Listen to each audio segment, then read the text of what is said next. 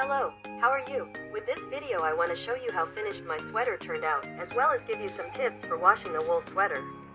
The first thing is to tell you that according to my experience making this sweater, the measurements must be precise, not 1 centimeter more, not 1 less.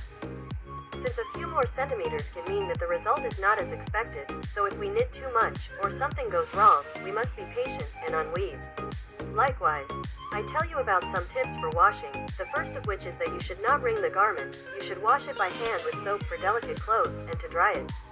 You should not hang it on hooks, you should simply place it on a flat surface with a cloth underneath, or somewhere that they can spread out, and in this way the garment can dry.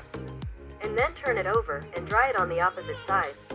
I can only thank you for having watched my video, and my tutorials about making this sweater. Remind you not to stop subscribing to my channel, and share, and thank you, because right now, we are more than 100 subscribers. I hope to continue teaching what I learned through this channel. See you!